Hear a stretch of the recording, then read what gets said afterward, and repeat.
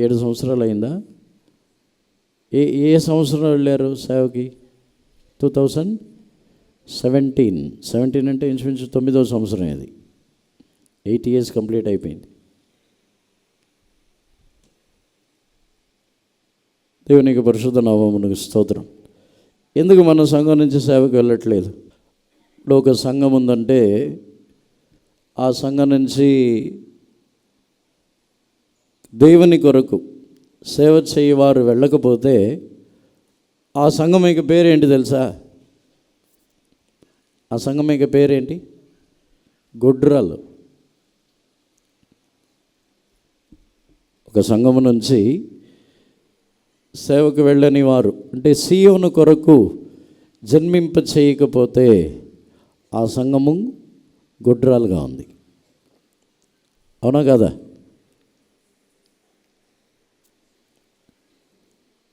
దానికి కారణం ఎందుకు అంటే దేవుడు ఎవరిని కాకినాడ నుంచి ఎవరిని సేవకు పిలవట్లేదా? ఎవరిని దేవుడు సేవకు పిలవట్లేదా? యవనస్తులు లేరా కాకినాడలో? ఎన్నో చిన్న చిన్న సంఘాల నుంచి కూడా సేవకు వెళ్తున్నారు. చిన్న చిన్న సంఘాల నుంచి కూడా దేవుడు వారిని పిలిచారని వారు సేవకు వెళ్తున్నారు.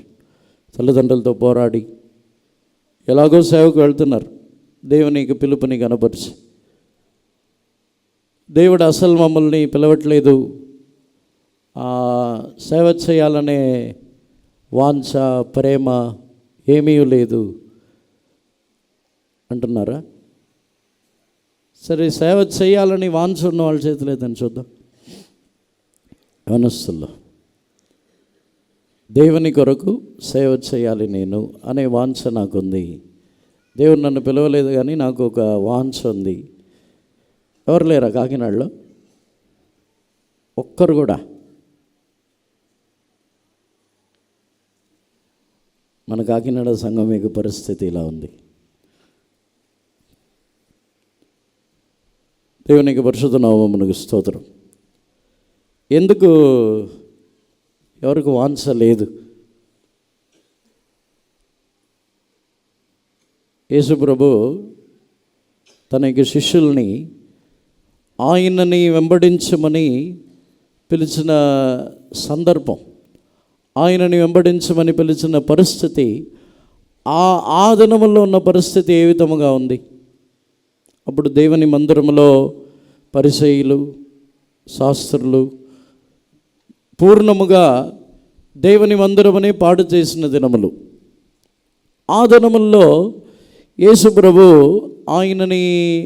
ఆయనకు సేవ చేయమని పిలుచుచున్నారు. అలాంటి సందర్భంలో కూడా వారు లోబడి క్రీస్తు నిమిత్తము సేవ చేయుటకు వారు బయలుదేరి వచ్చుచున్నారు. ఇంతకు ముందు వరకు బాగానే వెళ్ళారు. ఇప్పుడు ఎందుకు మన సంఘంలో సేవకు వెళ్ళే అనుభవం లేదు? సేవని గురించిన విలువ తెలియకనా? దేవునికి పరిశుద్ధ నామమునకు స్తోత్రం. ఈ సేవని గురించి కీర్తనల్లోనే కీర్తనకర్త దావీదుకే ఈ కృత నిబంధన కాలం యొక్క సేవని గురించి దావీదుకే బయలుపరిచి ఉన్నారు. 110వ కీర్తనలో సియోనుని గురించి ఆయన మాట్లాడుచున్నప్పుడు ఎటువంటి వారు అక్కడ జన్మించబడుదురు, ఆ సేవ ఎటువంటిది అని తేటగా బయలుపరిచి ఉన్నారు. 110వ కీర్తన 2వ వాక్యం నుండి 4వ వాక్యం వరకు చదవండి. 110వ కీర్తన 2వ వాక్యం నుండి 4వ వాక్యం వరకు. యెహోవా నీ పరిపాలన దండమును సియోనులో నుండి సాగజేయుచున్నాడు. నీ శత్రువుల మధ్యను నీవు పరిపాలన చేయుము. యుద్ధ సన్నాహ దినమున నీ ప్రజలు ఇష్టపూర్వకముగా వచ్చెదరు. నీ యవ్వనస్తులలో శ్రేష్ఠులు పరిశుద్ధాలంకృతులై మంచు వలె అరుణోదయ గర్భంలో నుండి నీ యొద్దకు వచ్చెదరు. మెల్కీసెదెకు క్రమం చొప్పున నీవు నిరంతరము యాజకుడివై ఉందువని యెహోవా ప్రమాణం చేసి ఉన్నాడు. ఆయన మాట తప్పనివాడు. The Lord shall send the rod of thy strength out of Zion. Rule thou in the midst of thine enemies. Thy people shall be willing in the day of thy power, in the beauties of holiness from the womb of the morning. Thou hast the dew of thy youth. The Lord hath sown and will not repent. Thou art a priest forever, after the order of Melchizedek. దేవునికి పరిశుద్ధ నామమునకు స్తోత్రం. కృత నిబంధన కాలం యొక్క సేవ గురించి దావీదుకి దేవుడు బయలుపరిచి ఉన్నారు.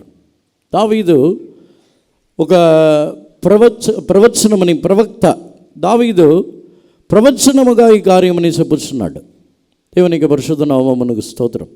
నీ శత్రువులని పాదపీఠముగా చేయు వరకు ఆయన సియోనులో నుండి రాజదండమని పంపించుచున్నారు. సియోనులో నుండి ఇటువంటి వారిని నీ యవ్వన జనము అక్కడ జన్మించబడుదురు. వారు అరుణోదయ కాంతి వలె మంచుకు సమానముగా వారు జన్మించబడుదురు. దేవునికి పరిశుద్ధ నామమునకు స్తోత్రం. కృత నిబంధన కాలం ఇక సేవని గురించి దావీదుకు బయలుపరుచుచున్నప్పుడు ఇది ఒక కృత నిబంధన కాలం అనేది ఒక యుద్ధ కాలం. ఒక శత్రువుతో అపవాదితో యుద్ధము చేసి జయం పొంది సంఘముని జయం పొందిన మగ శిశువుగా మార్చవలసిన ఒక కాలం. ఆ కాలంలోనే యుద్ధము చేయ నిమిత్తము యవనస్తులైన వారిని వారు అరుణోదయ కాంతి వలె జన్మించబడుదురు, సియోనులో జన్మించబడుదురు.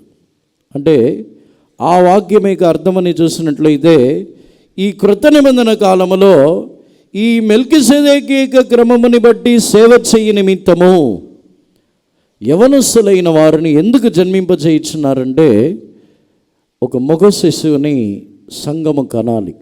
దాని కొరకు యుద్ధము చేయుటకు పరిశుద్ధ అలంకారము గలవారై వారు అరుణోదయ కాంతి వలె వారు ఉదయించుదురు, వారు జన్మించుదురు అనే దావీదుకి దేవుడు ప్రకటించి ఉన్నారు.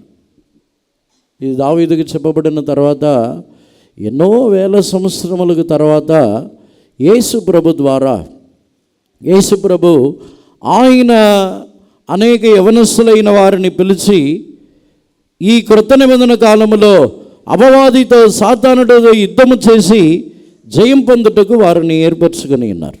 దేవునికి పరిశుద్ధ నామమునకు స్తోత్రం. ఇది ఈ సేవని గురించి ఇక్కడ చెప్పాలంటే సేవలో 3 విధములైన సేవ ఉంది. ఒకటి దేవుని ద్వారా పిలువబడిన సేవ.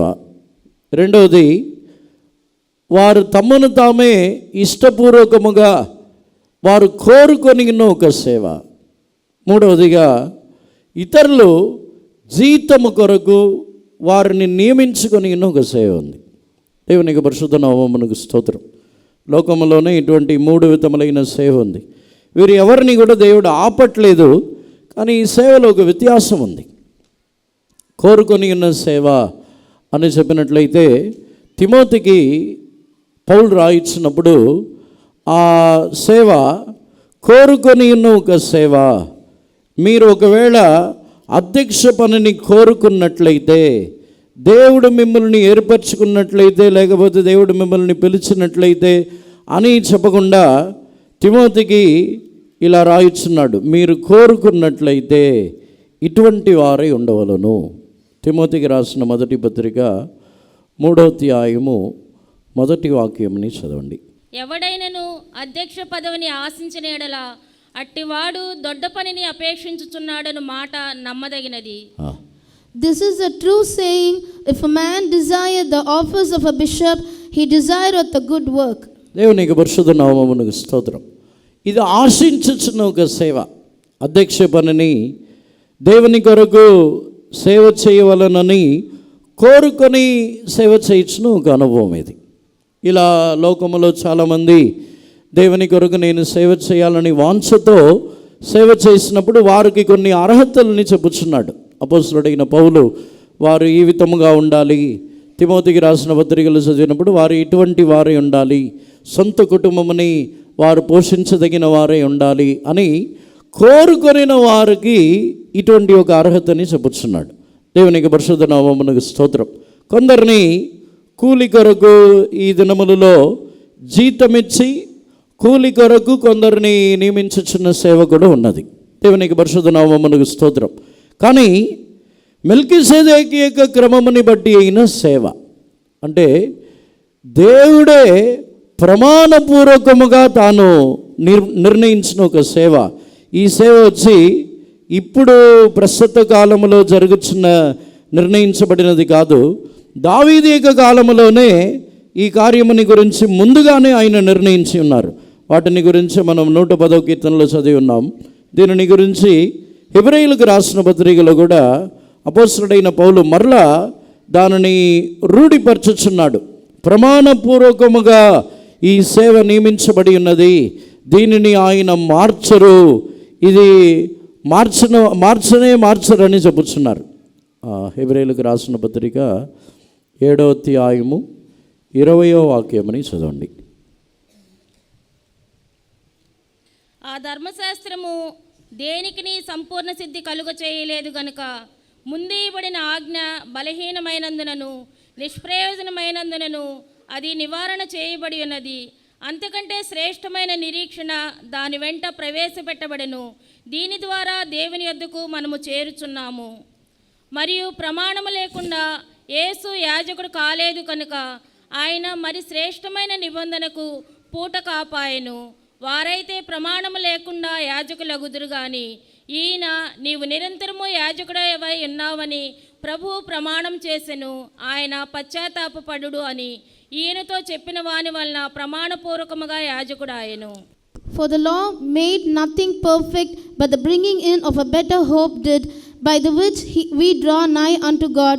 And inasmuch as not without an oath he was made priest, for those priests were made without an oath, but this with an oath by him that said unto him, The Lord sware and will not repent, Thou art a priest forever, after the order of Melchizedek. By so much was Jesus made a surety of a better testament. దేవునికి పరిశుద్ధ నామమునకు స్తోత్రం. ఆయన ప్రమాణము చేసి ఉన్నారు, మాట తప్పరు. ఒకవేళ కోరుకొని సేవ చేసినప్పుడు వారి యొక్క విషయంలో వారు ఏమైనా తొట్టిల్లిపోవచ్చు, తొలగిపోవచ్చు అని భయపడవచ్చు. లేకపోతే ఎవరైనా జీతము కొరకు ఎవరినైనా సేవ కొరకు నియమించినట్లయితే వారు తొలగిపోవచ్చని భయపడవచ్చు. కానీ మెల్కీసెదెకు యొక్క క్రమముని బట్టి అయిన సేవ చేయుటకు వచ్చుచున్న వారు ఎంత మాత్రమును భయపడవలసిన అవసరం లేదు. ఆయన ప్రమాణపూర్వకముగా ఆయనే ప్రమాణము చేసి నిరంతరము నువ్వు యాజకుడు అయిందో అని ప్రమాణము ద్వారా తానే ప్రమాణము చేసి చెప్పి ఉన్నారు. దేవుడే ప్రమాణముతో ఈ సేవ చేయవలను, ఈ యాజకత్వముని నెరవేర్చవలను. అక్కడ యేసు ప్రభు ప్రధాన యాజకుడై ఉన్నారు. ఆయన క్రింద ఆ 110వ కీర్తనలో మనము చదివిన ప్రకారముగా జన్మించబడుచున్న యవనస్తులు, ఆ యవన గుంపు వారు యాజకులై ఉండి నిరంతరము మెల్కీసెదెకు యొక్క క్రమము చొప్పున ఉన్న యాజకత్వముని వారు నెరవేర్చుచున్నారు. దేవునికి పరిశుద్ధ నామమునకు స్తోత్రం. నిశ్చయముగా దేవుని కొరకు సేవ చేయుటకు పిలువబడిన వారు ఎంతో శ్రేష్టమైన వారు. ఆ కోరుకొనిన సేవకు అర్హతలు ఉన్నాయి. కోరుకొనిన సేవకు వచ్చి వారు ఈ విధమైన జీవితమని చేయాలి అనే అర్హత ఉంది. కానీ దేవుని ద్వారా ఏర్పరచబడుచు, దేవుని ద్వారా పిలువబడుచున్న సేవకు ఏ అర్హత లేదు. వారిని గురించి రాయబడి ఉన్నది. కొందరు ఒకవేళ చెప్పొచ్చు, నువ్వు ఈ సేవకు పనికిరావు, ఈ సేవలో నీవు పనికిరావని కొందరు చెప్పొచ్చు. కానీ కొరింథీయులకు రాసిన పత్రికలో చదివినప్పుడు ఆయన ఇటువంటి ఘనమైన సేవ కొరకు ఏర్పరచుకున్న నిమిత్తము ఎవరిని ఏర్పరచుకొనుచున్నారు అని మనం ధ్యానిస్తే, కొరింథీయులకు రాసిన మొదటి పత్రికలో ఆయన ఎటువంటి ఆ పిలుపునిచ్చుచున్నారో చూడండి. 26వ వాక్యము నుండి చదవండి. కొరింథీయులకు రాసిన మొదటి పత్రిక 1వ అధ్యాయము 26వ వాక్యము నుండి. సహోదరులారా, మిమ్మును పిలిచిన పిలుపును చూడుడి. మీలో లోకరీతిని జ్ఞానులైనను గనులైనను గొప్ప వంశము వారైనను అనేకులు పిలువబడలేదు గాని ఏ శరీరియు దేవుని ఎదుట అతిశయింపకుండునట్లు జ్ఞానులను సిగ్గుపరచుటకు లోకములో నుండి వెర్రి వారిని దేవుడు ఏర్పరచుకొని ఉన్నాడు. బలవంతులైన వారిని సిగ్గుపరచుటకు లోకములో బలహీనులైన వారిని దేవుడు ఏర్పరచుకొని ఉన్నాడు. ఎన్నికైన వారిని వ్యర్థం చేయుటకు లోకములో నీచులైన వారిని, తృణీకరింపబడిన వారిని, ఎన్నికలేని వారిని దేవుడు ఏర్పరచుకొని ఉన్నాడు. For ye see your calling, brethren, how that not many wise men after the flesh, not many mighty, not many noble are called, but God hath chosen the foolish things of the world to confound the wise, and God hath chosen the weak things of the world to confound the things which are mighty, and base things of the world, and things which are despised hath God chosen, yea, and things which are not, to bring to naught things that are, that no flesh should glory in his presence. దేవునికి పరిశుద్ధ నామమునకు స్తోత్రం. దేవుడు ఆయన ప్రమాణపూర్వకముగా నిర్ణయించిన ఈ మెల్కీసెదెకు యొక్క క్రమమును బట్టి ఈయన సేవకి ఆయన ఏర్పరచుకొనుచున్నప్పుడు, పిలుచుచున్నప్పుడు అర్హతని బట్టి ఆయన పిలవటం లేదు. వారు జ్ఞానం గలవారా, లేకపోతే లోకములో గొప్పవారా, లోకములో ఉన్నతమైన వారా, ఇలా వారిని పిలవకుండా దేవుడు వారిని ఏర్పరచుకున్నప్పుడు జ్ఞానము లేని వారిని, వెర్రి వారిని, త్రోసివేయబడిన వారిని, తృణీకరించబడిన వారిని, బలహీనమైన వారిని, ఎన్నిక లేని వారినే ఆయన ఏర్పరచుకొనుచున్నారు. దేవునికి పరిశుద్ధ నామమునకు స్తోత్రం. ఎందుకు ఆ విధముగా ఆయన ఏర్పరచుకొనుచున్నారంటే, పూర్తిగా ఆయన యొక్క బలము ద్వారా, ఆయన యొక్క కృప ద్వారా, పూర్తిగా దేవుని యొక్క శక్తి ద్వారానే వారు సేవ చేయ నిమిత్తము దేవుడు వారిని ఏర్పరచుకొనుచున్నప్పుడే ఇటువంటి వారిని ఏర్పరచుకొనుచున్నారు. ఎవరైనా సేవకు పిలిచే సమయంలో సేవకు వచ్చినప్పుడు, నువ్వు పనికిరావు, నువ్వు కరెక్ట్ కాదు, నీకు జ్ఞానం లేదు, నీవు అసలు నీ జీవితంలో అందరూ త్రోసివేశారని వస్తున్నావా, ఇలా కొందరిని అడగొచ్చు. నీ జ్ఞానం ఏంటి, నీకు తెలిసిన కార్యములు ఏమిటి, నీకు పరిశుద్ధ గ్రంథములో తెలిసిన కార్యములు ఏమిటి, ఇలా చాలా క్వశ్చన్స్ అడగొచ్చు. కానీ దేవుడు ఏర్పరచుకొనుచున్నది ఆయన జ్ఞానమే లేని వారిని, వెర్రి వారిని, ఏమాత్రము కూడా ఏ జ్ఞానమే లేని మనుషుల్ని ఏర్పరచుకొనుచున్నారు.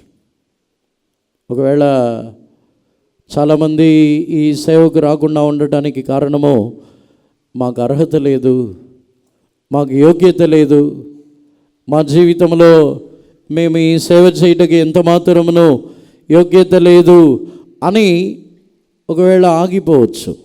కానీ దేవుడు వారిని ఏర్పరచుకొనుచున్నారు. జ్ఞానులు లోకములో చాలామంది ఉన్నారు. లోకములో మంచి అనుభవం కలిగిన వారు, తెలివైన వారు, మంచిగా లోకములో ఘనత కలిగిన వారు చాలామంది ఉన్నారు. కానీ దేవుడు మనల్ని ఏర్పరచుకొనుచున్నప్పుడు, ఆయన సేవ కొరకు ఏర్పరచుకొనుచున్నప్పుడు అటువంటి వారినే, త్రోసివేయబడిన వారిని, ఎన్నిక లేని వారిని, ఆయన జ్ఞానమే లేని వెర్రి వారినే ఆయన ఏర్పరచుకొనుచున్నారు.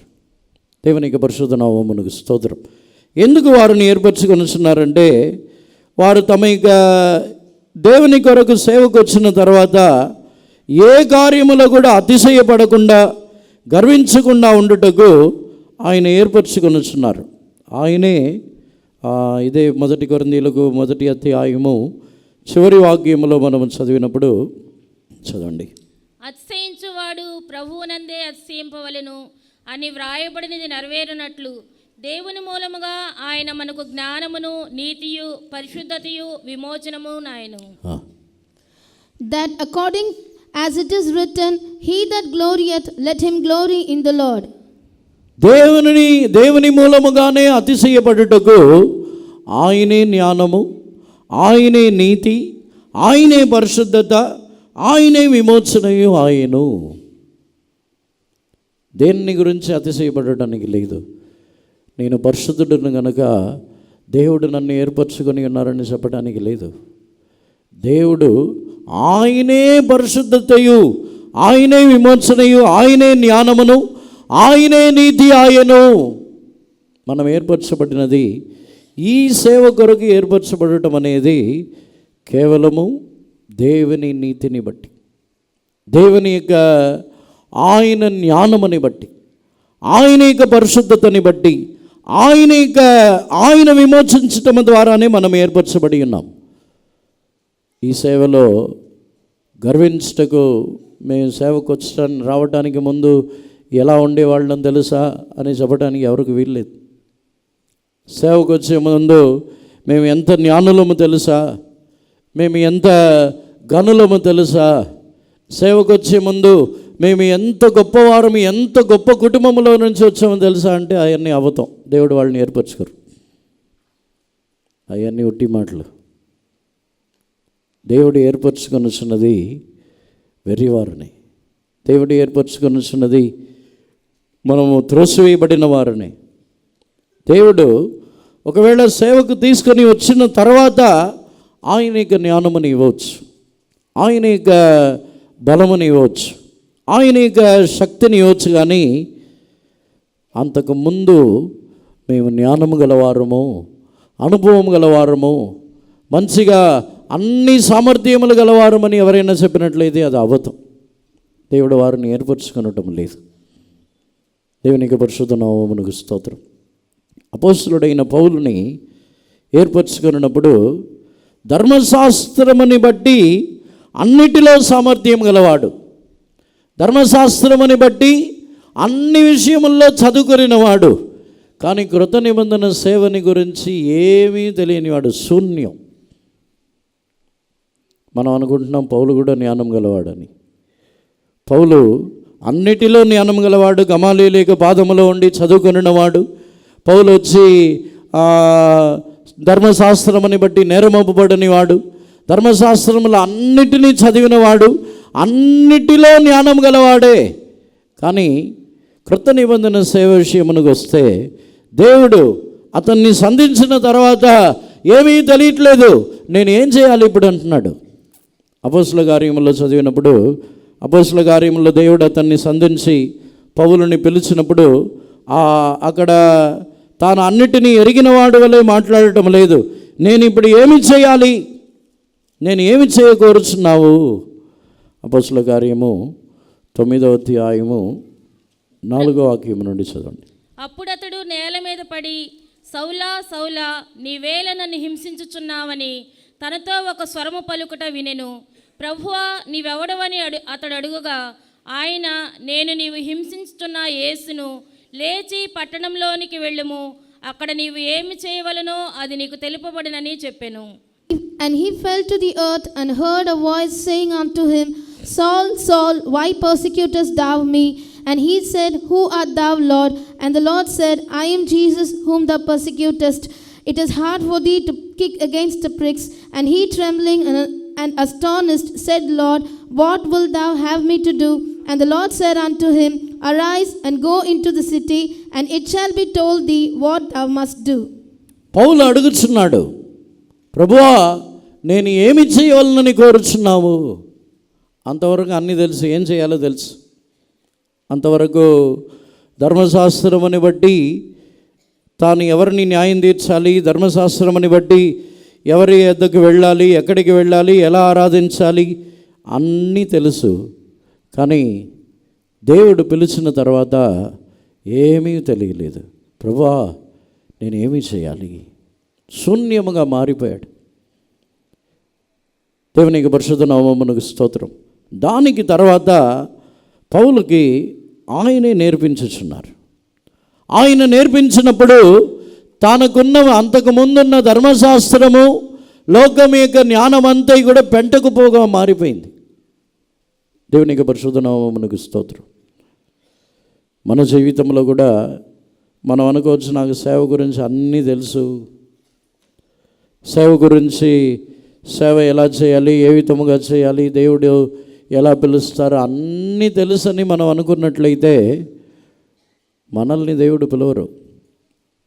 ఏమీ ఎరుగని వారిని, ఏమి చేయవలనని కోరుచున్నావు, నేను శూన్యముగా ఉన్నాను, నాకు ఏమీ తెలియదని పిలిచిన అలా ఆ పరిస్థితిలో వచ్చినప్పుడు దేవుడు మనల్ని పిలుచుచున్నారు. దేవునికి పరిశుద్ధ నామమునకు స్తోత్రం. యేసుప్రభు యొక్క శిష్యులు కూడా ఆయన వారిని ఏర్పరచుకున్న విషయముని గురించి లూకాసు వార్త 5వ అధ్యాయంలో మనం చదువుతున్నప్పుడు వారు వచ్చి జ్ఞానం గలవారు కాదు, వారు వచ్చి మిక్కిలి తెలివైన వారు, దేనిని గురించిన జ్ఞానం గలవారు కారు. యేసుప్రభు పిలిచిన వెంటనే ఆయనని వెంబడించి వెళ్ళుచున్నారు. యేసుప్రభు పిలిచిన వెంటనే ఏ ప్రశ్నలు వేయలేదు.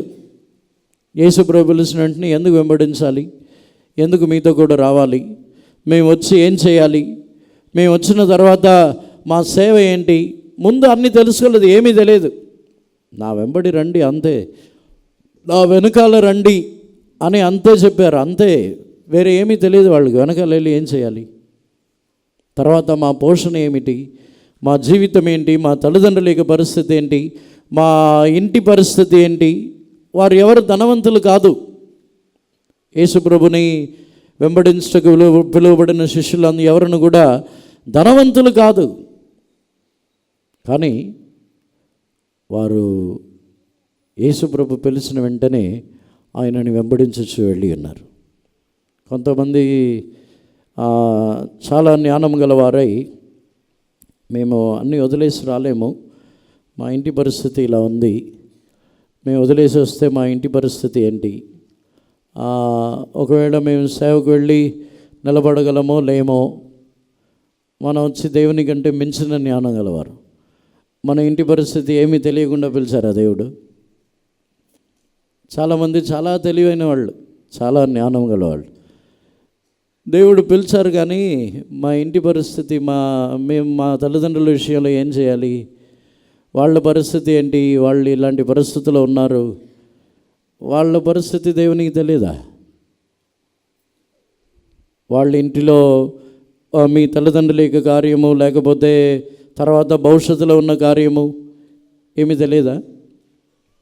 సమీపంలో ఒక మాట విన్నాను. ఒక పాప వాళ్ళ ఇంట్లో ప్రాబ్లమ్స్, వాళ్ళ ఇంట్లో వచ్చి పంపించట్లేదు, వాళ్ళు రక్షణ పొందలేదు, వాళ్ళు హిందూస్ అని పాప సేవకు వస్తానని చెప్తుంది. కొంతమందికి వెళ్ళి చెప్పిన వెంటనే వద్దు, నువ్వు నిలబడలేవు, మీ ఇంటి పరిస్థితి ఉంది, ఇలా ఉంది, నువ్వు వెళ్తే నిలబడలేవు, మళ్ళీ తిరిగి వస్తే మీ ఇంట్లో వాళ్ళు ఏమనుకుంటారో. వీళ్ళందరూ దేవునికి మించిన జ్ఞానులు. వాళ్ళు నిలబడగలరని నిలబడలేరని దేవునికి తెలియకుండానే పిలుస్తున్నారు. కొంతమంది ఇలాంటి సలహాలు ఇస్తున్నారు, నువ్వు నిలబడలేవు. మరి దేవుడే కదా పిలిచింది, నిలబడతారా నిలబడరా అని దేవునికి తెలీదా? వాళ్ళు దేవునికి మించిన జ్ఞానులు కొంతమంది, సేవకులైనా విశ్వాసులైనా సరే. ఒక వ్యక్తిని దేవుడు పిలుచుచున్నప్పుడు వారి యొక్క పరిస్థితులు తెలుసు, వారి యొక్క ఇంటి పరిస్థితి తెలుసు, వారి యొక్క జీవితం ఏంటో తెలుసు, వారి యొక్క అంతకు ముందున్న జీవితం ఏంటో తెలుసు, తర్వాత జరగబోయే కార్యములు అన్నీ తెలిసే దేవుడు ఒక వ్యక్తిని పిలుస్తున్నారు. ఒక వ్యక్తిని దేవుడే పిలిచిన తర్వాత మధ్యలో మన వాళ్ళంతా దేవుణ్ణి మించిన పరిశుద్ధులు, మన వాళ్ళు మంచి మంచి సలహా చెప్తారు. దేవుడు పిలిచినా పర్వాలేదులే, నీ ఉండలేవు, నువ్వు నిలబడలేవు. వాళ్ళు ఇలా చెప్పిన వెంటనే అధైర్యం వచ్చి ఏడ్చి నేను నిలబడలేనా, ఎందుకు నిలబడలేను, వారు కూడా అవిశ్వాసం వచ్చేస్తుంది. దేవునికి పరిశుద్ధ నామమునకు స్తోత్రం. పిలిచిన దేవుడు నమ్మకస్తుడు. మనల్ని దేవుడే పిలిచిన తర్వాత మనల్ని ఆపటానికి ఎవరున్నారు? దేవుడే ఒక వ్యక్తిని పిలిచిన తర్వాత వాళ్ళని తల్లిదండ్రులు ఆపగలరా? లేకపోతే దేవుడే ఒక వ్యక్తిని పిలిచిన తర్వాత ఎవరైనా మనుషులో భూమిలో ఉన్న ఏ శక్తిలో వారిని ఆపగలవా?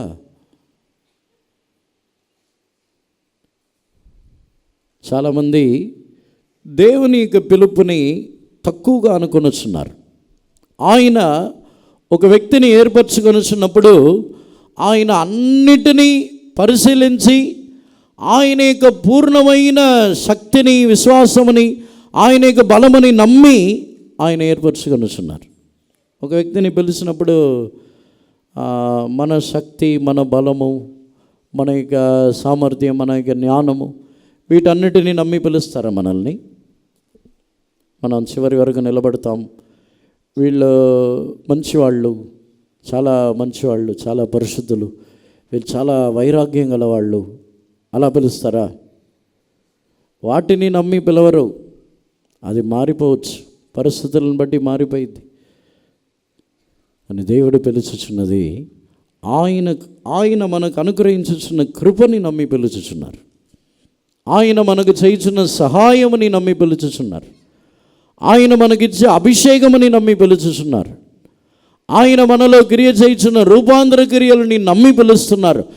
ఆయన యొక్క క్రియలని నమ్మి పిలుస్తున్నారే తప్ప మన యొక్క సామర్థ్యము, మన యొక్క జ్ఞానము, మన యొక్క శక్తిని నమ్మి పిలవట్లేదు. తల్లిదండ్రులు ఎవరైనా సరే దేవుడు ఒక వ్యక్తిని పిలిచి ఉన్నారని చెప్పిన తర్వాత ఆటంకపరిచినట్లయితే దేవుణ్ణి మించి మీరు క్రియ చేయుచున్నారు. దేవునికి పరిశుద్ధ నామమునకు స్తోత్రం. చాలామంది తల్లిదండ్రులకి ఇటువంటి ఒక అలవాటు. దేవుడే వారిని పిలిచిన తర్వాత వారు సొంత జ్ఞానం తర్వాత ఎవరు చూసుకుంటారు, తర్వాత మా దగ్గర ఎవరు ఉంటారు, సేవకు వెళ్ళాక వారిని మేము ఎలా చూస్తామో చూడలేము. దేవునికి పరిశుద్ధ నామమునకు స్తోత్రం. ఆ బిడ్డని ఇచ్చిందే దేవుడు.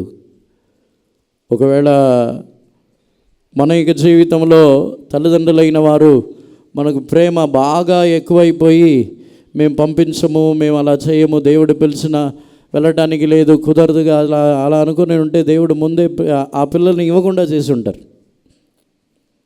ఆ బిడ్డని ఇవ్వకుండా చేసి ఉంటారు. మీకు ఇవ్వటం కంటే దేవునికి మనపూర్వకంగా ఇచ్చేవారికి ఇవ్వచ్చని అనుకుని ఉంటారు. దేవునికి పరిశుద్ధ నామమునకు స్తోత్రం.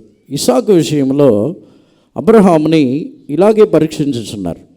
ఆదికాండములో మనం చదివినప్పుడు నీవు ఒక్కడివే కుమారుడు అని నీవు భయపడకుండా నాకు ఇచ్చినందున నీవు దేవునికి భయపడుచున్నవాడు అని ఇప్పుడు నేను నమ్ముచున్నాను అంటున్నారు.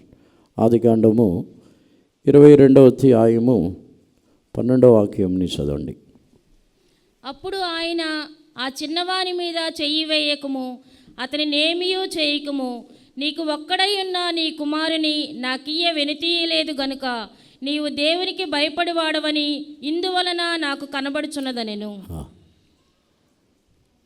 And he said, Lay not thine hand upon the lad, neither do thou anything unto him, for now I know that thou fearest God, seeing thou hast not withheld thy son, thine only son, from me. ఒక్కడే కుమారుడై ఉండి కూడా నాకు ఈటకు నీవు వెనుతీయలేదు గనుక ఇప్పుడు నీవు దేవునికి భయపడుచున్నవాడని తెలుసుకొని ఉన్నాను. దేవుని కొరకు సేవ చేయుటకు రావాలని పిలువబడిన వారు వచ్చి చెప్పినప్పుడు ఎవరైనా ఆటంకపరిస్తే వాళ్ళు ఎవరు? దేవునికి భయపడేవారా? అబ్రహాముని చెప్పుచున్నారు, ఇప్పుడు తెలుసుకుని ఉన్నాను నీవు దేవునికి భయపడేవాడని. మనం దేవునికి భయపడేవాళ్ళమేనా? దేవునికి పరిశుద్ధ నామమునకు స్తోత్రం. నిజముగా దేవునికి భయపడుచున్న తల్లిదండ్రులైతే దేవుని ద్వారా పిలువబడిన వారిని ఆపరు. కొన్ని సందర్భముల్లో మన కళ్ళ ముందు వారి యొక్క జీవితం సరిగా లేకపోవచ్చు. వారి యొక్క జీవితంలో అంతకుముందున్న జీవితంలో వారు సరైన విధముగా ఉండకపోవచ్చు. కానీ దేవుడు వారిని పిలిచినప్పుడు ఆ జీవితం యొక్క కార్యం దేవుని వంతు. ఎవరునూ దానిని న్యాయం తీర్చటకు లేదు. నువ్వు ఇటువంటి వాడివి, నువ్వు ఇలాంటి వ్యక్తివి కాబట్టి ఇప్పుడు రావాల్సిన అవసరం లేదు. యేసు ప్రభు తన యొక్క శిష్యుల్ని పిలిచినప్పుడు అందరినూ సంపూర్ణులు కాదు. యేసు ప్రభు తన యొక్క శిష్యుల్ని పిలిచినప్పుడు అక్కడ శిష్యుల్లో ఎన్నో కొరతలు ఉన్నాయి, ఎన్నో బలహీనతలు ఉన్నాయి. వారిలో ఎన్నో దుష్ట స్వభావములు ఉన్నాయి. ఇంకా శిష్యుల్లో యేసు ప్రభు పిలిచిన తర్వాత కూడా ఆ ఖడ్గముని వదిలేయకుండా ఉన్నవారు కూడా ఉన్నారు. యేసు ప్రభు పిలిచిన తర్వాత కూడా ఎవరినూ పిలువబడిన వెంటనే సంపూర్ణులు కాలేరు. సంపూర్ణులైన వారిని పిలిస్తే దేవునికి మహిమ కలగదు. ఈరోజు మనం దేవుని సన్నిధానమునికి వచ్చి ఉన్నాం. నిశ్చయముగా ఆ పిలుపుని మనము తృణీకరించకూడదు. దేవుని ద్వారా పిలువబడిన తర్వాత మనము తృణీకరించిన ఎడల మనకంటే దౌర్భాగ్యమైన వారు ఎవరైనా ఉంటామా? ఇప్పుడు ఒక అంతపురము నుండి లేకపోతే ప్రైమ్ మినిస్టర్ ఆఫీస్ నుంచి ఒక కాల్ లెటర్ వస్తుంది అనుకోండి, వెళ్ళకుండా ఉంటారా? ప్రైమ్ మినిస్టర్ ఆఫీస్ నుంచి ప్రధానమంత్రి, ఇండియాలో ప్రధానమంత్రి దగ్గర నుంచి ఒక కాల్ లెటర్ వస్తుంది, మీరు అర్జెంటుగా రావాలి అని చెప్పినప్పుడు మా అమ్మ నాన్న వెళ్ళొద్దు అంటున్నారని చెప్పి ఆగిపోతారా? ఇలాంటి ఛాన్స్ ఎప్పుడు ఎవరికి దొరికిద్ది? ప్రైమ్ మినిస్టరే పిలుస్తున్నాడు, ఆపర్చునిటీ ఇస్తున్నారు, నేను ఎందుకు వదులుకుంటానని చెప్పి అన్నీ వదిలేసి అన్నీ పడేసి మనం ఆ ప్రధానమంత్రిని కలవటానికి వెళ్తాం. కావాలంటే అప్పులు చేసుకొని కూడా టికెట్ బుక్ చేసుకుని వెళ్తాం త్వరగా వెళ్ళాలంటే. ఆ కాల్ లెటర్ని ఎవరన్నా అవాయిడ్ చేస్తారా? అవాయిడ్ చేశారంటే వాళ్ళు బుద్ధిహీనులు. దాని యొక్క ఆ పిలుపు యొక్క విలువ తెలియకుండా దాన్ని వదిలివేయించున్నారు. ఎవరైనా దేవుని యొక్క పిలుపు పొందినవారు దేవుని యొక్క పిలుపుని వారు త్రోసివేసిన ఎడల ఆ ఉన్నతమైన దేవుని యొక్క పిలుపుని గురించి ఒక అవగాహన లేదు వారికి. ఆ పిలుపుని గురించిన ఒక దానిని గురించి తెలియటం లేదు. దేవునికి పరిశుద్ధ నామమునకు స్తోత్రం. అంత్యదినముల్లో నోహు కాలములో జరిగినట్టే జరుగును అని ఎందుకు రాయబడినదో తెలుసా? అంత్యదినములలో మనుష్య కుమారుడు వచ్చినప్పుడు కూడా నోవాహు కాలంలో జరిగినట్టే జరుగును. నోవాహు కాలంలో జరిగింది ఏంటి? నోవాహు కాలంలో జరిగిన విషయం ఏంటి? వారు తినచ్చు, త్రాగొచ్చు, పెళ్లి చేసుకొనొచ్చు, ఇచ్చుచు పుచ్చుకొనొచ్చు ఉన్నారు. అదే నోవాహు కాలంలో జరిగింది. నోవాహు కాలంలో జరిగింది ఆదికాండము 6వ అధ్యాయంలో చదివినప్పుడు వారు దేవుని కుమారులు, నరుల కుమార్తెలు చక్కని వారిని చూసి తమ మనసుకు నచ్చిన వారిని పెళ్లి చేసుకున్నారంట. దేవునికి పరిశుద్ధ నామమునకు స్తోత్రం. నోవాహు కాలములో జరిగినట్టే మనుష్య కుమారుడి యొక్క కాలంలో కూడా జరుగునంటే వారు పూర్తిగా దేవుని కొరకు సేవ చేయవలనని మనసు పోయి వివాహముని గురించిన తలంపు గలవారుగానే మారిపోయారు. దేవునికి పరిశుద్ధ నామమునకు స్తోత్రం. వారి యొక్క హృదయం యొక్క ఊహలన్నీ చెడిపోయింది. అంటే దైవ చిత్తానుసారమైన ఒక సంతతి కొరకు వారు క్రియ చేయవారుగా కాకుండా వారు తమ యొక్క జీవితంలో పెళ్లి చేసుకొనటము, వివాహము, ఇదే పూర్తిగా వారి యొక్క మనస్సుగా మారిపోయింది. దేవునికి పరిశుద్ధ నామమునకు స్తోత్రం. చాలామంది యొక్క జీవితంలో ఈ దేవుని పిలుపుని నిరాకరించుచున్నారు. దేవుని యొక్క పిలుపుని త్రోసివేసిన ఎడల మనం ఎంత దౌర్భాగ్యులము. దేవుడే పిలుచుచున్నారు. సాధారణముగా ఒక లోకల్లో ఒక సిటీ కలెక్టర్ ఉన్నప్పుడు ఆ కలెక్టర్ పిలుస్తేనే దానికి ఒక అధికారం ఉంది, దానికి ఒక పవర్ ఉంది. పిలిస్తే వెళ్ళాలి, వారు పిలిస్తే వెళ్ళాలి. అలాగైతే దేవుడే పిలిచినప్పుడు నేను రాను, నేను పంపినంటే దేవుణ్ణి ఎంత మనము గణహీనపరచుచున్నాం. దేవుని యొక్క పిలుపుని త్రోసివేయుచున్న వారును దేవుని యొక్క పిలుపు పొందిన తర్వాత కూడా దానిని ఆపేవారు అందరూ కూడా దేవుణ్ణి గణహీనపరచుచున్నారు. ఒకవేళ భూమిలో ఒక అధికారి, కలెక్టరో పోలీస్ ఆఫీసరో పిలిపించిన తర్వాత వెళ్ళకపోతే వాళ్ళే వచ్చి అరెస్ట్ చేసి తీసుకెళ్తారు, ఎందుకు రాలేదని. ఎందుకంటే వాళ్ళకి ఒక పవర్ ఉంది. అలా అయితే దేవుడు సర్వాధికారి, సర్వ అధికారము గల దేవుడు పిలిచినప్పుడు వెళ్ళకపోతే ఏం జరుగుతుంది? ఆయన ఇంకా మన మీద ప్రేమతో ఉన్నారు కాబట్టి, ఇంకా మన ఎడల కనికరం చూపించుచున్నారు కాబట్టి మనం సజీవులుగా ఉన్నాం. దేవునికి బలవంతముగా తీసుకుని వెళ్ళటం కష్టమా? బలవంతంగా తన యొక్క సేవని చేయడానికి తీసుకుని వెళ్ళటం కష్టమా? అధికారంతో చేసే తీరాలి, ఒక బానిసలాగా మార్చి నాకు సేవ చేసే తీరాలని చెప్పి తీసుకుని వెళ్ళటం కష్టమా? కాదు, చాలా సులువది. కానీ ఆయన మనల్ని పిలిచినప్పుడు మనము ఆ పిలుపుని ఘనపరిచి, ఆ పిలుపుకు తగిన విధముగా మనము ఆయనకు సమర్పించుకున్నప్పుడే నిశ్చయముగా మనము ఈ సేవని చేయువారుగా మారుచున్నాం. దేవునికి పరిశుద్ధ నామమునకు స్తోత్రం. ఈ యేసుప్రభుకు సేవ చేయుటకు రావటం అనేది ఒక గొప్ప ధన్యత. సాధారణముగా తిమోతిలో మనము చదివినప్పుడు ఒక వ్యక్తి అధ్యక్ష పనిని కోరుకుంటేనే గొప్ప పని, దొడ్డ పనిని నీవు కోరుకొనుచున్నావు, ఇది గొప్ప పని, చిన్న విషయము కాదు. కోరుకొనుకున్న వాడికి అంత అంటే దేవుని ద్వారా పిలువబడిన వారికి ఎంత ఉంటుంది. దేవునికి పరిశుద్ధ నామమునకు స్తోత్రం. దేవుడే ఒక వ్యక్తిని పిలిచిన తర్వాత ఆగిపోకూడదు. దేవుడే ఒక వ్యక్తిని పిలిచిన తర్వాత మన యొక్క జీవితంలో దానిని తృణీకరించకూడదు. దేవుడు ఒక వ్యక్తిని పిలిచిన తర్వాత దానిని గురించి మనము ఘనహీనముగా ఆయనలో ప్రవర్తించకూడదు. దేవునికి పరిశుద్ధ నామమునకు స్తోత్రం. మనము పిలువబడటము, ఏర్పరచబడటము ఈ విధముగానే మనల్ని ఆయన పిలుచుచున్నారు. మరొక విధముగా ఆయన తన యొక్క సేవని అప్పగించుచున్నప్పుడు ఆయన అడుగుచున్న కార్యము యోహాను సువార్త చివరి అధ్యాయమునకు వచ్చినట్లయితే పేతురు యొద్ద ఇలాగ అడుగుచున్నారు. తన యొక్క సేవని పేతురుగా అప్పగించడానికి ముందు ఆయనని అడుగుచున్నాను, నీవు నన్ను ప్రేమించుచున్నావా? చదవండి, యోహాను సువార్త చివరి అధ్యాయము 15వ వాక్యం నుండి చదవండి.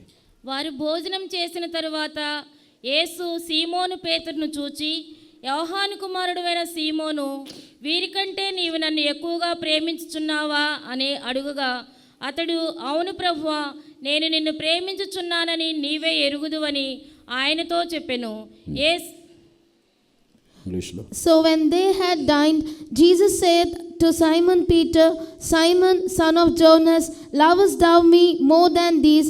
He saith unto him, Yea, Lord, thou knowest that I love thee. He saith unto him, Feed my lambs. దేవునికి పరిశుద్ధ నామమునకు స్తోత్రం. పేతురుని 3 మార్లు అడుగుతున్నారు, నీవు నన్ను మొదటిగా వీరందరికంటే నన్ను అధికముగా ప్రేమించుచున్నావా? రెండవదిగా నీవు నన్ను ప్రేమించుచున్నావా? నా ఎడల ప్రేమ చూపించుచున్నావా? మూడవదిగా కూడా నీవు నన్ను ప్రేమించుచున్నావా అని అడుగుతున్నారు. దేవునికి పరిశుద్ధ నామమునకు స్తోత్రం. తెలుగులో ఒకే విధముగా ఉందా? 16వ వాక్యంని చదవండి.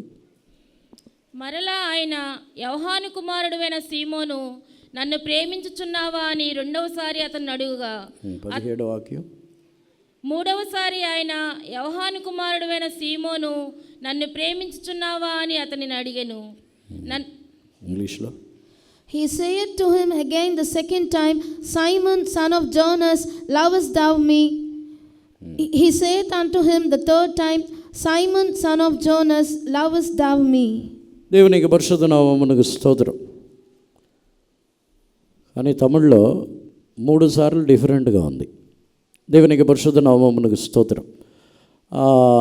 పేతురుని, నీవు వీరందరికంటే అధికముగా నన్ను ప్రేమించుచున్నావా అని అడిగి, నా గొర్రె పిల్లల్ని కాయమని చెప్పుచున్నారు.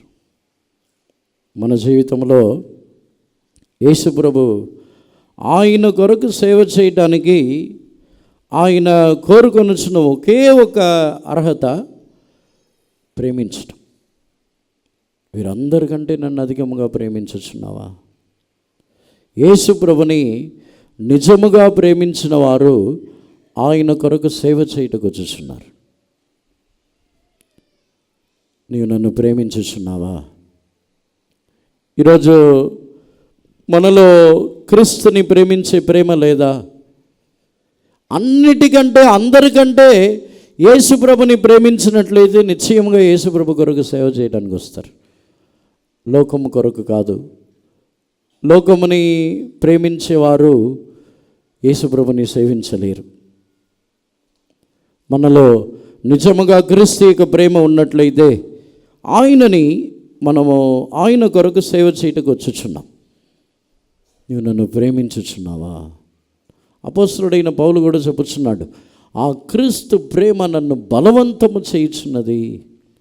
ఆయన కొరకు శ్రమపడుటకు, ఆయన కొరకు సేవ చేయుటకు ఆ క్రీస్తు ప్రేమ నాలో బలవంతము చేయుచున్నది. మనలో క్రీస్తు ప్రేమ బలవంతము చేయటలేదా? యేసుప్రభు యొక్క ప్రేమ మనల్ని ఆయనకు సేవ చేయాలి, ఆయనకు సేవ చేయాలి, ఆయన కొరకు సేవ చేయాలని బలవంతము చేయటం లేదా? మనలో దేవుడు ఏర్పరచుకొని ఉన్న అనుభవము ఒక శ్రేష్టమైన అనుభవం. పేతురు విషయంలో చూస్తే పేతురు జ్ఞానమే లేనివాడు. పేతురు వచ్చి సముద్రం పైన నడవాలి అని పేతురు యేసుప్రభుని అడిగిన వెంటనే నడవమని చెప్పుచున్నారు. నడిచి వచ్చి సముద్రంలో మునిగిపోతున్నాడు. అప్పుడు పేతురు వచ్చి దేవుణ్ణే పిలుస్తున్నాడు, ప్రభువా నన్ను రక్షించుము అని కేకలేస్తున్నాడు. ఏం పేతురు గీత రాదా? పేతురు చేపలు పట్టేవాడు. పేతురు గీత రాదా? ఎదుటవచ్చు. కానీ ఆ టైంలో కూడా ఆ మైండ్ పని చేయలేదు. ఈదాలి అనే మైండ్ లేదు. దేవుడే తనను రక్షించాలనుకున్నాడు. అటువంటి వారిని దేవుడు ఏర్పరచుకొని వస్తున్నారు. దేవునికి పరిశుద్ధ నామమునకు స్తోత్రం. క్రీస్తుని యేసుప్రభుని ప్రేమించినట్లయితే ఆయనని మనము ఆయన కొరకు సేవ చేస్తాం. నశించిపోయే జనులు, లోకంలో ఎంతోమంది నశించిపోతున్నారు, ఎంతోమంది దారి తొలగిపోతున్నారు, ఎంతోమంది ఆదరణ లేకుండా, ఎంతోమంది తమ జీవితంలో విడుదల లేకుండా ఎంతోమంది పోరాడుతున్నారు. వారి నిమిత్తము సేవ చేయటకు ప్రేమ కలగట్లేదా? స్వార్థంతోనే ఉంటామా? నన్ను రక్షించిన దేవుడు, నా కొరకు ప్రాణం పెట్టిన దేవుని కొరకు నేను ఏమి చేయగలను? యేసుప్రభు పేతురుని అడిగే ప్రశ్న ఇదే, నీవు వీరందరికంటే నన్ను అధికంగా ప్రేమించుచున్నావా? మనలో క్రీస్తు యొక్క ప్రేమ లేదా? ఈ 7 సంవత్సరములు 8 సంవత్సరములు అయిందా కాకినాడ నుంచి వెళ్ళి? ఇంతవరకు ఒకరికి కూడా దేవుని కొరకు సేవ చేయవలననే ప్రేమ కలగలేదా? అందుకే వాక్యంలో కూడా అంత్యదినముల్లో అనేకుల యొక్క ప్రేమ చల్లారిపోవును, అనేకుల యొక్క ప్రేమ తగ్గిపోవచ్చున్నది, చల్లారిపోవచ్చున్నది. ప్రేమ చల్లారిపోయినప్పుడు దేవుని కొరకు సేవ చేయవలననే మనసు ఉండదు. చాలామంది, కొంతమందికి దేవుని ద్వారా పిలువబడిన, కొంతమందికి భయం, వెళ్తే ఎలా ఉంటుందో.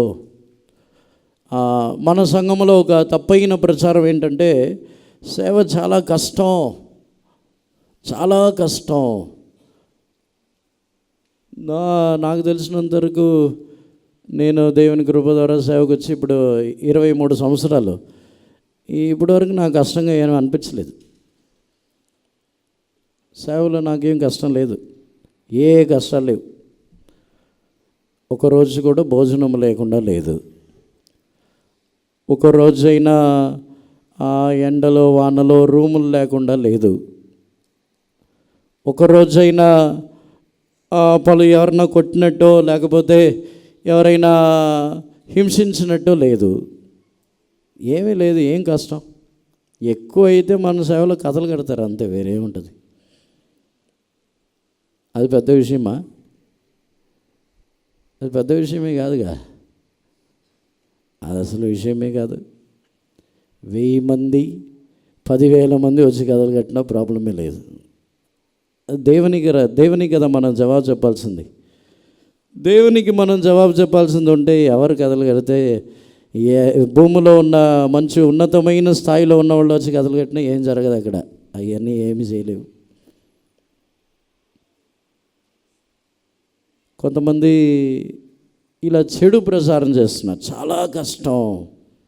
ఏంటో కష్టం? ఏదైనా ఒక కష్టమైనా చెప్పండి. వేరే సేవలు కాదు, ఇప్పుడు మన సంఘంలో సేవ చేస్తున్నారు, ఏదైనా ఒక్క కష్టం చెప్పండి చూద్దాం. ఏదైనా ఒక్క కష్టం. తప్పైన ప్రచారాలన్నీ వద్దు. మన సంఘంలో ఉన్న సేవలో ఏ కష్టాలు లేవు. కొంతమంది నార్త్ ఇండియాలో అండమాన్లో చాలా కష్టం. అక్కడ రూములు లేవు, అక్కడ భోజనాలు లేవా? ఏం కష్టం? చెప్పుకుంటాం కష్టం, చాలా కష్టం, కష్టపడుతున్నాం మేము. దేవునికి పరిశుద్ధ నామమునకు స్తోత్రం. మన సేవలో ఏ కష్టం లేవు. దేవుని కృప ద్వారా పాతకాలంలో ప్రారంభ దినముల్లో భోజనాలు లేకుండా, ఉండటానికి స్థలము లేకుండా, వస్త్రము లేకుండా, ఎంతో కష్టపడి స్నానం చేయడానికి నీళ్ళు లేకుండా కష్టపడి సేవ చేసిన దినాలు ఉన్నాయి. కానీ ఇప్పుడు లేవు. ఇప్పుడు ఏ ఊరికి ఏ ప్రదేశానికి వెళ్ళినా, నేను కూడా దేవుని కృప ద్వారా ఇండియాలో అన్ని ప్రాంతానికి వెళ్ళి వచ్చేసాను. ఎక్కడ కష్టాలు ఏం లేవు. దేవునికి పరిశుద్ధ నామమునకు స్తోత్రం. కష్టమని ఎవరు తప్పు ప్రచారం చేయొద్దు. ఒకవేళ సేవకులే చెప్పినా వినవద్దు. కష్టం ఇది. ఏం కష్టం? ఏమీ కష్టం లేదు, ఏమీ లేదు. నిజముగా మనపూర్వకముగా కష్టపడాలి, శ్రమపడాలి, క్రీస్తు నిమిత్తము వీటన్నిటినీ సహించాలి, క్రీస్తు నిమిత్తము జనుల యొక్క విడుదల కొరకు పోరాడాలి, క్రీస్తు నిమిత్తము శ్రమలు అనుభవించాలనే వారికి శ్రమలు ఉంటాయి. అది వారికి శ్రమలుగా అనిపించదు, అది కష్టముగా అనిపించదు. దేవునికి పరిశుద్ధ నామమునకు స్తోత్రం. మరొక విధముగా దేవుని కొరకు సేవ చేయించిన దినములలో ఎటువంటి కష్టములు వచ్చినా దానికి ప్రతిఫలం ఉంది.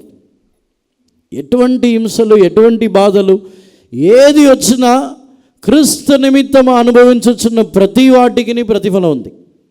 అన్నిటికీ ప్రతిఫలం ఇస్తారు దేవుడు. అన్నిటికీ ఒక ఘనత ఉంది, అన్నిటికీ ఒక ఆశీర్వాదం ఉంది. దేవునికి పరిశుద్ధ నామమునకు స్తోత్రం. యేసు ప్రభుని అధికముగా ప్రేమించేవారు వారు నిశ్చయంగా యేసు ప్రభు కొరకు సేవ చేయడానికి వస్తారు. చాలామంది పెళ్ళి చేసుకున్న తర్వాత ఈ మాట చెప్తారు, ముందే తెలుసుంటే సేవకు వచ్చేవాళ్ళు అని. చేయడానికి ముందు రావాలి.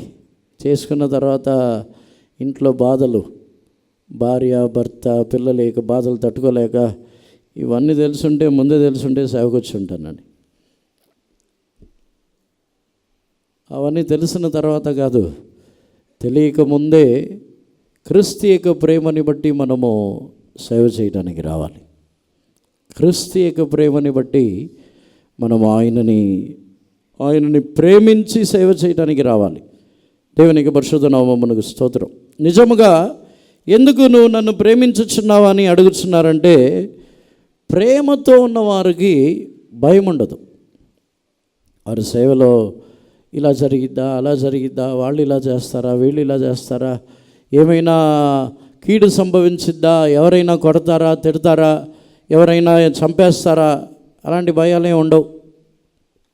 ఎవరేం చేసినా భయపడరు. దేవునికి పరిశుద్ధ నామమునకు స్తోత్రం. లేకపోతే ఏదైనా కంప్లైంట్ చేస్తారా, ట్రాన్స్ఫర్ చేస్తారా, దానికంతా భయపడేది ఈ సేవ కాదు. ఎవరు భయపడరు. నిజంగా క్రీస్తు యొక్క ప్రేమని బట్టి సేవ చేయడానికి వచ్చిన వాళ్ళు వాటికి ఎంత భయపడరు. ఎక్కడికి వెళ్ళినా ఏ ఊరికి వెళ్ళినా ఆ రకంగానైనా సర్వలోకమునకు వెళ్ళి సేవ చేయొచ్చు. దానికే కదా వచ్చింది. దేవునికి పరిశుద్ధ నామమునకు స్తోత్రం. యేసు ప్రభుని ప్రేమించినప్పుడే ఆయనకు మనము సేవ చేయటకు ధైర్యముగా వచ్చుచున్నాం. కొంతమంది తమ యొక్క జీవితంలో వేరే అన్ని ప్రేమకు చోటిచ్చి క్రీస్తు ప్రేమకు దూరం అయిపోతున్నారు. అన్ని ప్రేమ అది అపవిత్రమైన ప్రేమ.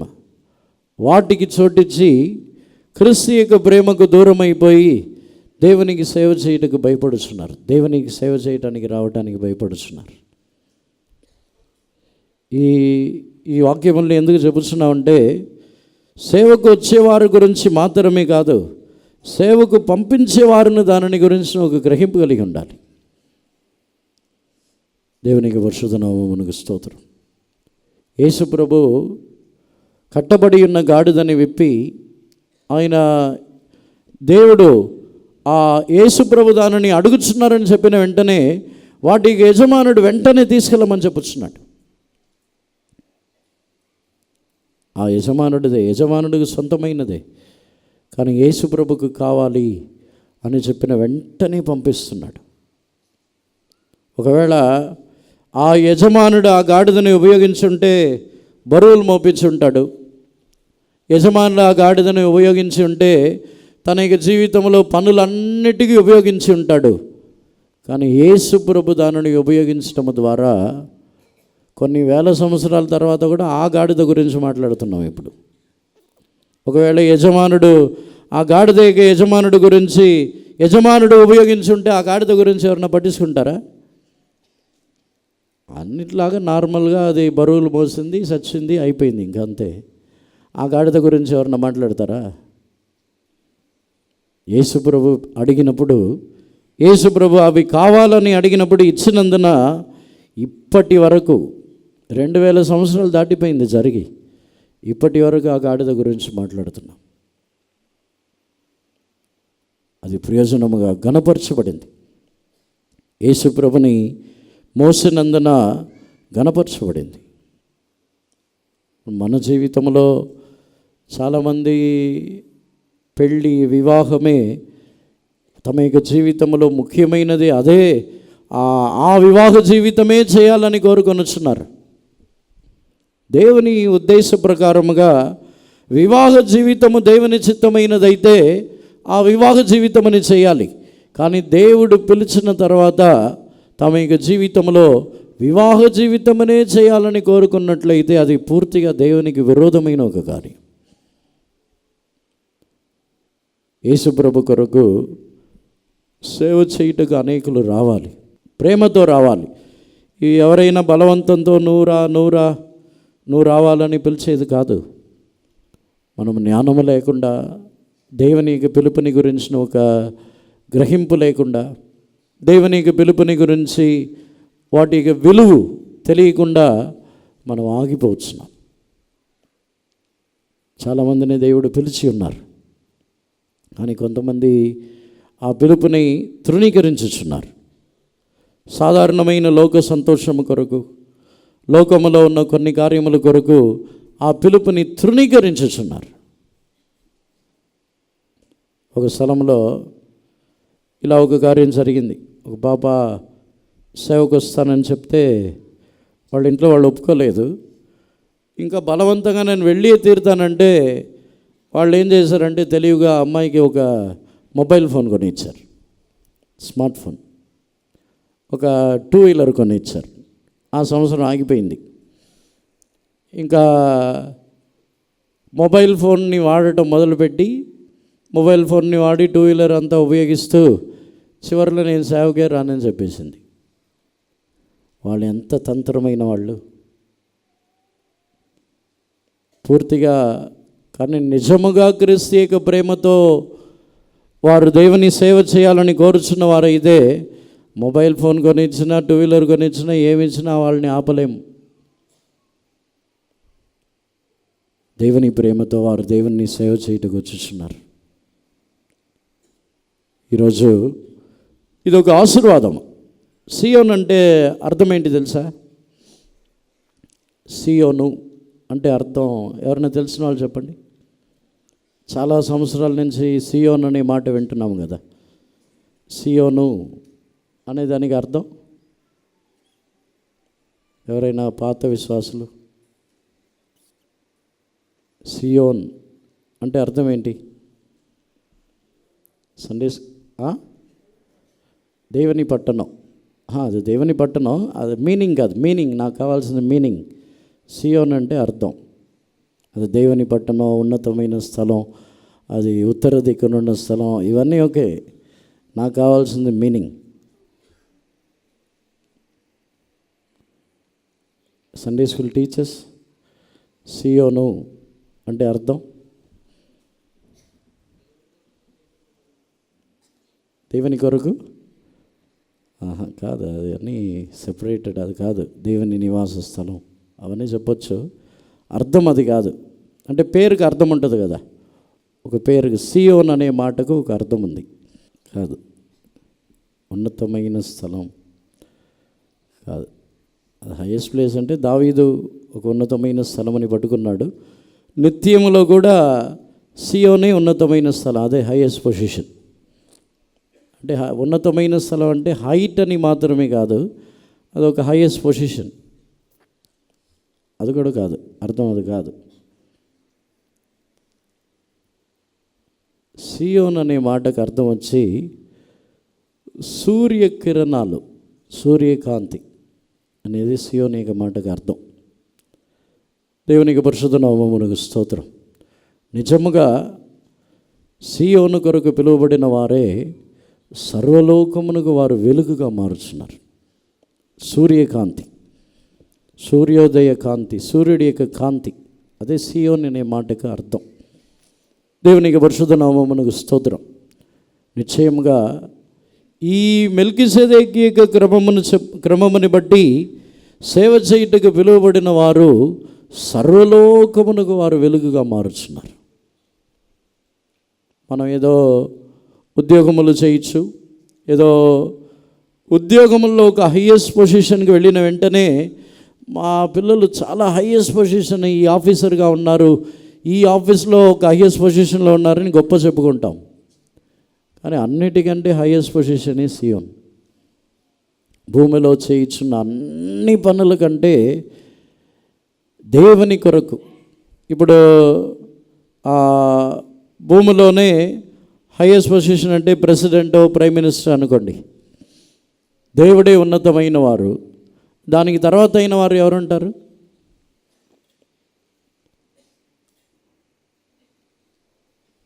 దేవుడు వచ్చి ఒక రాజు ఉన్నాడంటే ఆ రాజు తర్వాత ఎవరు ఉంటారు? రాణి. దేవునికి పరిశుద్ధ నామమునకు స్తోత్రం. మనకు దేవుడిచ్చే హైయెస్ట్ పొజిషన్ వచ్చి ఆయనకు పెళ్లి కుమార్తె ఇస్తాను, ఆయనకు భార్య, ఆయనకు సమానముగా ఇస్తున్నారు. సియోన్ అనేది దానిలో ఇంకనూ ఉన్నతమైన ఒక స్థానం. ఆయనతో కూడా ఉండి సర్వభూమికను వెలుగుగా మార్చిన ఒక అనుభవం. సియోనులో నిందలు, అవమానములు ఇవి వచ్చి విశ్వాసులుగా ఉన్న వచ్చిద్ది, సేవకులుగా ఉన్న వచ్చిద్ది. లేని మాటలు, మనల్ని దూషించడం, ఇవన్నీ నార్మల్. ఇవన్నీ వచ్చి ఏదో పెద్ద విషయమే కాదు, ఇవన్నీ నార్మల్గా మనుషులకు వచ్చే కార్యములు అంతే. దీని గురించి పెద్దగా ఆలోచించవలసిన అవసరం లేదు. క్రీస్తు యొక్క ప్రేమని బట్టి ఆ ప్రేమతో మనము సేవ చేయడానికి రావచ్చు. నిశ్చయముగా మన యొక్క సంఘములో దేవుడు క్రియ చేయాలి. అందరిని కన్నులు మూసుకొనుదాము. ఈ సంవత్సరమైనా మన సంఘము నుంచి సేవ కొరకు రావాలి. ఎవరిని బలవంతము కాదు, క్రీస్తు ప్రేమ వారిని బలవంతము చేయాలి.